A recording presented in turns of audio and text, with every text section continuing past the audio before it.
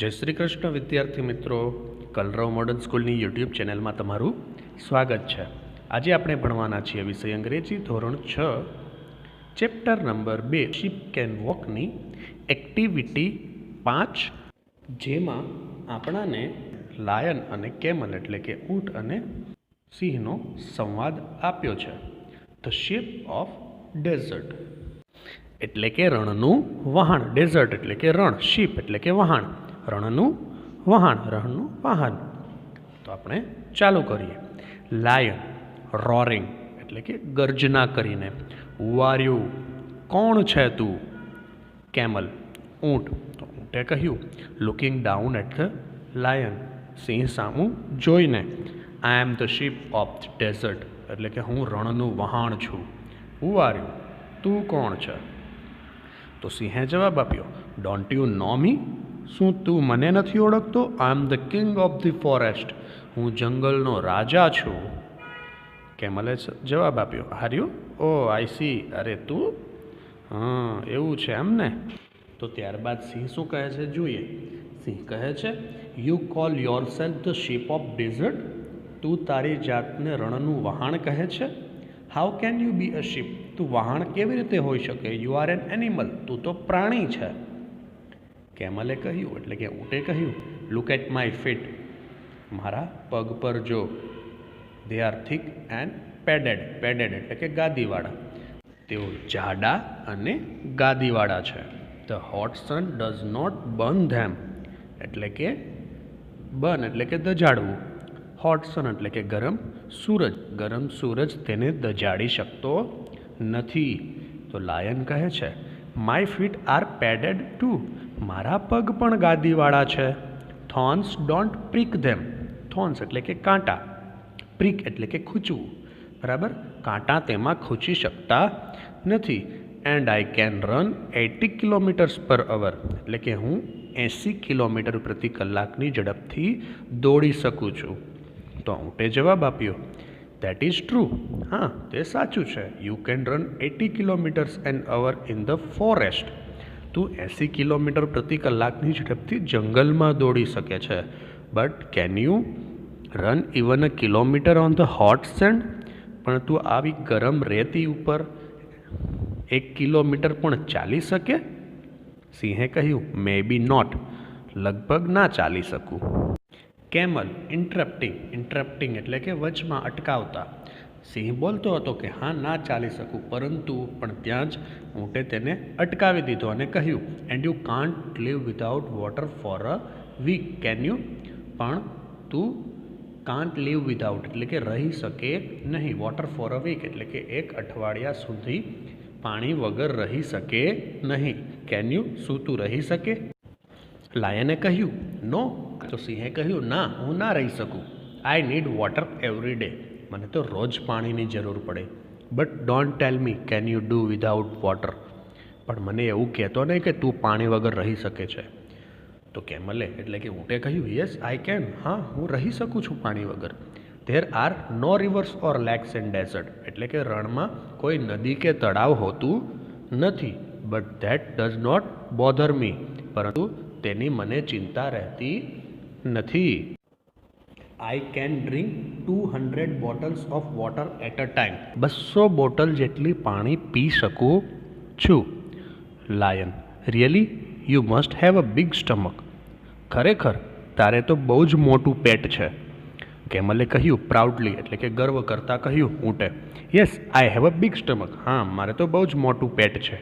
I can store water for a week, હું 1 અઠવાડિયા સુધી પાણી સંગ્રહ કરી શકું છું. I can store food for 2 weeks even, હું ખોરાક 2 અઠવાડિયા સુધી સંગ્રહ કરી શકું છું. તો લાયને જવાબ આપ્યો એટલે કે સિંહે જવાબ આપ્યો, showing a lot of interest એટલે કે તેને ઊંટની વાતમાં રસ જાગ્યો. Do you store food in your stomach, શું તું ખોરાક તારા પેટમાં સંગ્રહ કરે છે? કેમલે કહ્યું એટલે કે ઊંટે કહ્યું, no I don't, I store it in my hump. Hump એટલે કે ખૂંદ, જે ઊંટની ઉપર ખૂંદ હોય છે તેને હમ્પ કહેવાય. તો ઊંટે જવાબ આપ્યો, હું મારી ખૂંદમાં તેનો સંગ્રહ કરું છું. I eat a lot of food at one time. હું એક સમયમાં ઘણો બધો ખોરાક ખાઈ લઉં છું. Then I don't need to eat for a fortnight. Fortnight એટલે કે એક પખવાડિયું. એક પખવાડિયામાં 15 દિવસ આવે, બરાબર. Than I don't need to eat for a Fortnite એટલે કે એક પખવાડિયા સુધી મને ખોરાકની જરૂર પડતી નથી. તો સિંહે તેને જવાબ આપ્યો, ધેટ્સ ઇન્ટરેસ્ટિંગ. આ તો બહુ રસપ્રદ વાત છે. But what do you it? પણ તું શું જમે છે? તું શું ખાય છે? કેમલે કહ્યું, એટલે કે ઊંટે કહ્યું, આઈ ઇટ લીવ્સ. હું પાંદડા ખાઉં છું. તો લાયને કહ્યું, but there are not trees in desert. What do you eat there? પણ રણમાં તો કોઈ પણ વૃક્ષ હોતા નથી, તો ત્યાં તું શું જ ખાય છે? કેમલે જવાબ આપ્યો, ઊંટે જવાબ આપ્યો, there are thorny bushes in the desert. Thorny એટલે કે કાંટાળા, બુશીસ એટલે કે ઝાડવા, બરાબર, નાના નાના ઝાડવા. There are thorny બુશીસ and dessert એટલે કે રણમાં કાંટાળા ઝાડવા હોય છે. I eat thorns. હું કાંટા ખાઉં છું. The thorns don't prick my thick and tongue. Thick tongue, બરાબર. થીક ટંગ એટલે કે જીભ. થીક એટલે કે જાડી, બરાબર. કાંટા મારી જાડી જીભને ખૂંચતા નથી. Lion, how wonderful. કેવું અદ્ભુત કહેવાય. ત્યારબાદ ઊંટે જવાબ આપ્યો, કિંગ ઓફ ફોરેસ્ટ એટલે કે જંગલના રાજા, પ્લીઝ એટલે કે મહેરબાની કરી મારી સાથે રણમાં આવો. લાયને કહ્યું, સિંહે કહ્યું, no please, I can't walk on a burning sand. Burning એટલે કે ધગધગતી, બરાબર, આમ ગરમ ગરમ. કે ના, મહેરબાની કરી નહીં. કેમ કે હું ધગધગતી રેતી ઉપર ચાલી શકીશ નહીં. I can't store food and water. હું વોટર એટલે કે પાણી અને ખોરાક સંગ્રહ કરી શકતો નથી. And I can't it thorns. અને હું કાંટા પણ ખાઈ શકતો નથી. Good bye and good luck. આવજો અને તમને શુભેચ્છા પાઠવું છું. ઓ શીપ ઓફ ડિઝર્ટ, એ રણના વહાણ. આશા રાખું છું વિદ્યાર્થી મિત્રો તમને ભાષાંતરમાં ખૂબ સારી રીતે સમજ પડી હશે. હવે આપણે આગળના ટોપિક વિશે બોર્ડ પર ચર્ચા કરીશું. તો વિદ્યાર્થી મિત્રો, આપણે આગળ ટોપિકમાં જોયું ભાષાંતર શીખ્યા, બરાબર. હવે આપણે થોડા ગ્રામરના ટોપિક પર આવ્યા આ ચેપ્ટરના. તો આ ચેપ્ટરના 3 ગ્રામરના ટોપિક છે. એમાંથી પહેલો આપણે જોઈએ કેન. કેનનો અર્થ શું થાય? તો કેન એટલે કે કરી શકવું,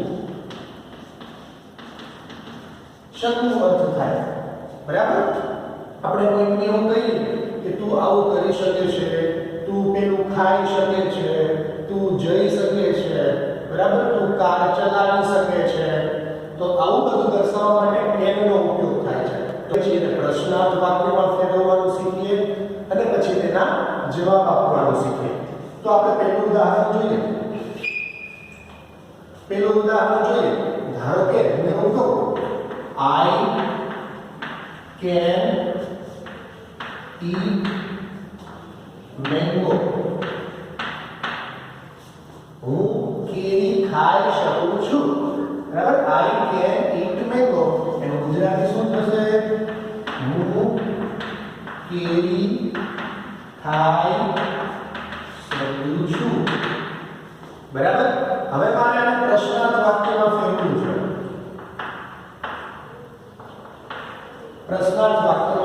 છે. તો આઈ કેન ઈટ મેંગો એટલે હું મને પ્રશ્ન ન કરું, કોઈ મને પ્રશ્ન કરે, બરાબર. તો પ્રશ્નાર્થ વાક્યમાં કેન હંમેશા શરૂઆતમાં આવે. કેન, હવે આઈ છે એટલે હું મને પ્રશ્ન તો કરીશ નહીં. એટલે કોઈ મને પ્રશ્ન કરશે ત્યારે શું કહેશે? તમે, એટલે કે you. Can you it mango? અને છેલ્લે પ્રશ્નાર્થ ચિહ્ન, કેન યુ ઈટ મેંગો, બરાબર. તો એના જવાબમાં શું કહીશ? Yes I can. અથવા તો નો માં જવાબ હશે તો નો આઈ કેન નોટ, બરાબર. યસ આઈ કેન અથવા તો નો આઈ કેન નોટ. તમે આટલા શોર્ટમાં પણ જવાબ આપી શકો છો, અથવા તમારે સંપૂર્ણ લખવું હોય તો પણ ચાલે. Yes I can eat mango, બરાબર. No I can not eat mango. બરાબર? એનો મતલબ એમ કે આ ઈટ મેંગો છે એ ઓપ્શનલ છે, એ તમે લખો તો પણ ચાલે અને ના લખો તો પણ ચાલે. બરાબર છે? આપણે તેનું બીજું કોઈ ઉદાહરણ જોઈએ.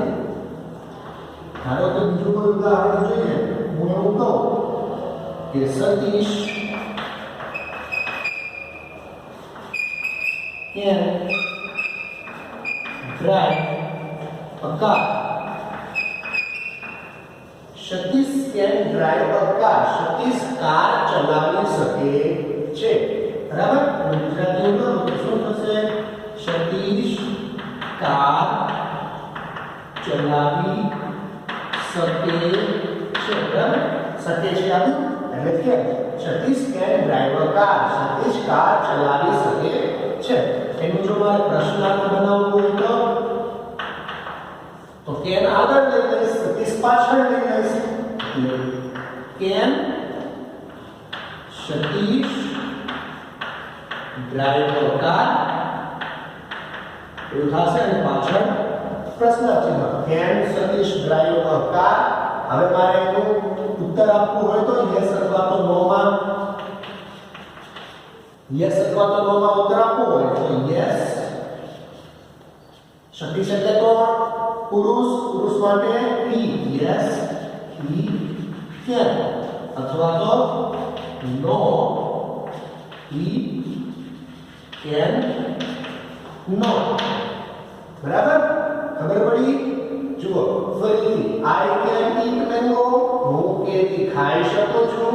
Can you eat mango? શું તમે કેરી ખાઈ શકો છો?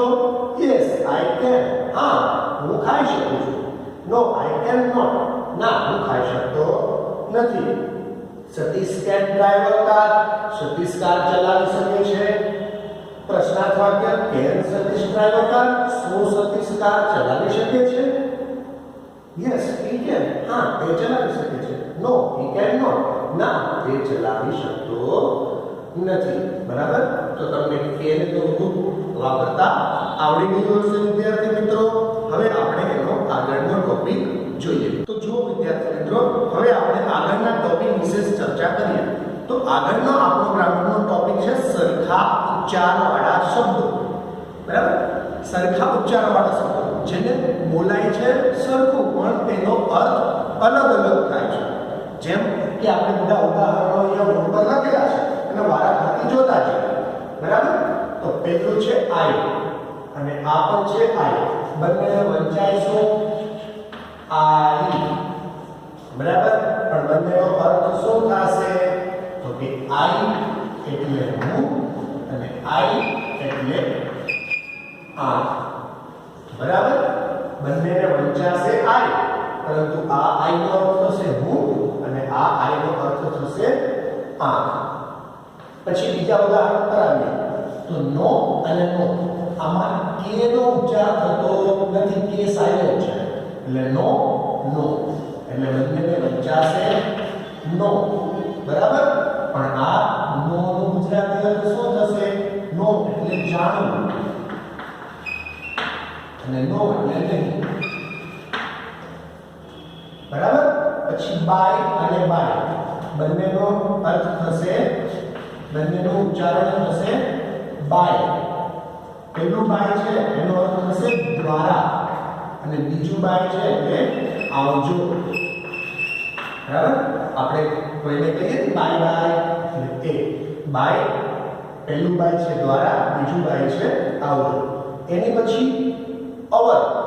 આને વંચાશે અવર. બરાબર? અવર. આને પણ અવર વંચાય, આને પણ અવર વંચાય. બરાબર? અને એચ સાઇલેન્ટ છે એટલે હવર નહીં વાંચવાનું, અવર. પહેલું અવર એટલે અમારું અને બીજું અવર એટલે કલાક. બરાબર છે? પછી એના પછીના બીજા ઉદાહરણ પર આવીએ તો એક. બંનેનું ઉચ્ચારણ શું થશે? એક. પહેલું એક એટલે આઠ, બીજું એક એટલે ખાધું. બરાબર? ઈટ નું ભૂતકાળનું રૂપ એટલે એક. ઈટ એટલે ખાવું અને એક એટલે ખાધું. ત્યાર પછી છે સી. બંનેનો ઉચ્ચારણ થશે સી. પેલું સી એટલે જો, એસ ડબલ ઈ એટલે જો, એસ ઈ એ, સી એટલે દરિયો, સમુદ્ર, સાગર, બરાબર, કંઈ પણ કહી શકીએ. પછી ત્રણ શબ્દો સરખા ઉચ્ચારવાના છે. ટુ ટુ ટુ, ત્રણ શબ્દોના ઉચ્ચાર સરખા છે, બરાબર. તો જુઓ, ટુ એટલે બે, TWO ટુ એટલે બે, ટુ એટલે પણ. આ વાક્યના અંતમાં વપરાય જ્યારે પણ લખવું હોય ત્યારે, બરાબર. અને આ ટુ એ ક્રિયાપદની આગળ આવે.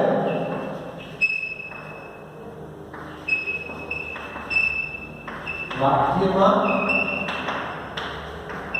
હેતુ દર્શાવવા માટે,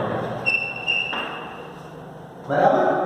આ ટુનો ગ્રામરમાં ઉપયોગ થાય, વ્યાકરણમાં શબ્દો વાક્યમાં જ્યારે ઉપયોગ થાય ત્યારે ઉપયોગ થાય ક્રિયાપદની આગળ વાક્યમાં હેતુ દર્શાવવા માટે. આ ટુનો અર્થ થાય પણ અને આ ટુનો અર્થ થાય બે.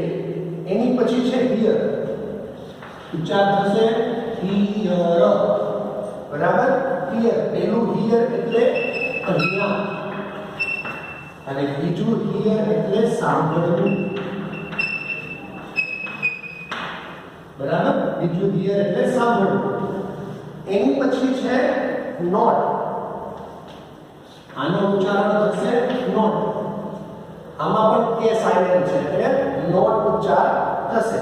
પેલું નોટ એટલે ના, અને બીજું નોટ એટલે નથી અથવા તો નહીં, બરાબર. ત્યારબાદ આપણે જોઈએ વીક, તો બંનેનો ઉચ્ચારણ થશે વીક. પેલું વીક છે WEEK, તો પેલું વીક છે એનો અર્થ થશે અઠવાડિયું, અને બીજું વીક છે WEAK, એનો અર્થ થશે નબળું. જોયું વિદ્યાર્થી મિત્રો, ઉચ્ચાર બંનેના સરખા છે પણ તેના અર્થ અલગ અલગ છે. સરખા ઉચ્ચારવાળા શબ્દો છે પણ તેના અર્થ અલગ અલગ છે. તેને બોલાય સરખું છે પણ તેના અર્થ અલગ અલગ થઈ શકે છે. કે વાક્યમાં જ્યારે આપણે સાંભળતા હોઈએ કે બોલતા હોઈએ ત્યારે ક્યારેક શબ્દોનો ઉચ્ચાર સરખા આવે, પણ ત્યારે શું સમજવું એ વાક્યની પરિસ્થિતિ ઉપર આધાર રાખે છે. હવે એની આગળનો આપણે ટોપિક જોઈશું.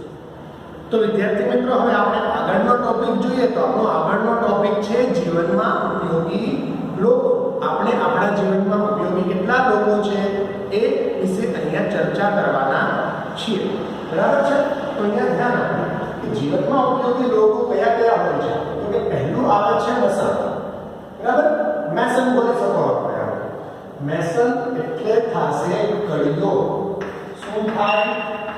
કડીઓ, બરાબર. મેસન શું કરે છે? આપણું ઘર ચણે છે, આપણું ઘર બનાવે છે, દિવાલ બનાવે છે, બરાબર. અલગ અલગ કામ કરે છે. પછી બીજું છે બાર્બર. બાર્બર એટલે કે વાળ, બરાબર. આપણે વાળ કપાવવા માટે વાળંદ પાસે જઈએ છીએ, ઇંગ્લિશમાં શું કહેવાશે? બાર્બર. એની પછી આવે છે ફાર્મર. ફાર્મર એટલે કે ખેડૂત, બરાબર છે.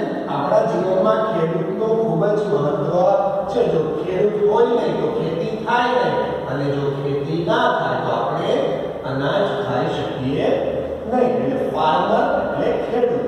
એની પછી આવે છે કોબલર, બરાબર. એની પછી કોબલર. કોબલર એટલે શું? તો કોબલર એટલે મોચી, બરાબર. કોબલર એટલે મોચી, તે આપણા બૂટ ચપ્પલ સીવે છે.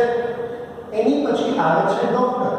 ડોક્ટર એટલે ગુજરાતીમાં ડાક્ટર કહી શકાય અથવા તો ડોક્ટર બોલીએ તો પણ ચાલે, કેમ કે હવે રોજિંદા જીવનમાં ડોક્ટરને ડોક્ટર જ કહીએ છીએ, બરાબર.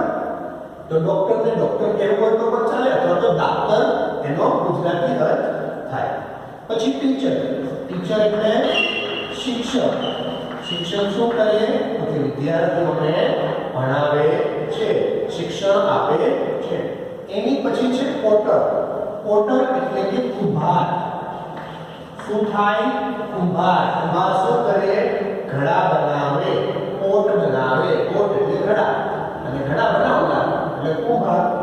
પોટર, પોટ બનાવનાર પોટર. બરાબર, એ રીતે યાદ રાખી શકાય. ત્યારબાદ આપણે જોઈએ પોલીસમેન. પોલીસમેન એટલે પોલીસ. બરાબર, પોલીસ વાળા. બરાબર, પોલીસમેન એટલે પોલીસ વાળા. ત્યાર પછી પોસ્ટમેન. પોસ્ટમેન એટલે ટપાલી. બરાબર, પોસ્ટમેન એટલે ટપાલી. શું કરે છે ટપાલી? આપણી જીવનમાં શું મદદ કરે છે? કે પત્રો આપણા ઘર સુધી પહોંચાડે છે. ત્યાર પછી કાર્પેન્ટર. કાર્પેન્ટર એટલે સુથાર. સુથાર આપણા જીવનમાં શું મદદ કરે છે? તો ફર્નિચર બનાવે છે. ત્યાર પછી પ્લમ્બર. પ્લમ્બર એટલે ડ્રેનેજ સિસ્ટમ રિપેર કરવા વાળો. બરાબર, ડ્રેનેજ સિસ્ટમ રિપેરિંગ કરવા વાળો એટલે કે આપણે લખી શકીએ નળ રિપેરિંગ કામ. નળનું સમારકામ કરવું હોય, પાઇપનું સમારકામ કરવું હોય, પાણીને લગતી જે કંઈ પણ આપણા ઘરમાં પ્રોબ્લેમ છે, પાણીનો ટાંકો છે, બરાબર, પાણીની પાઇપલાઇન છે, નળ છે, ડ્રેનેજ સિસ્ટમ છે, એ બધું કોણ શરૂ કરે? પ્લમ્બર. એની પછી આવે છે ટેલર. ટેલર એટલે દરજી. દરજી શું કરે? કે દરજી આપણા કપડા સીવે છે. ત્યારબાદ ઇલેક્ટ્રિશિયન. ઇલેક્ટ્રિશિયન એટલે કે ઇલેક્ટ્રિક સાધનો નું રિપેરિંગ કરે છે. બરાબર, શું કરે છે? ઇલેક્ટ્રિશિયન શું કરે? ઇલેક્ટ્રિક સાધનોને રિપેર કરે. જેમ કે પંખો છે, ટ્યુબલાઇટ છે, બરાબર, ટીવી છે, એસી છે, બરાબર, જે કંઈ પણ આપણા ઘરમાં ઇલેક્ટ્રિક વસ્તુઓ છે તે બધું રિપેર કોણ કરે છે? ઇલેક્ટ્રિશિયન. બરાબર, તો આટલા આપણે જીવનમાં ઉપયોગી લોકો છે. આની સિવાય પણ ઘણા બધા હોઈ શકે છે. તે તમે જાતે વિચારજો અને પાઠ્યપુસ્તકમાં લખજો. બરાબર છે. ધન્યવાદ વિદ્યાર્થી મિત્રો.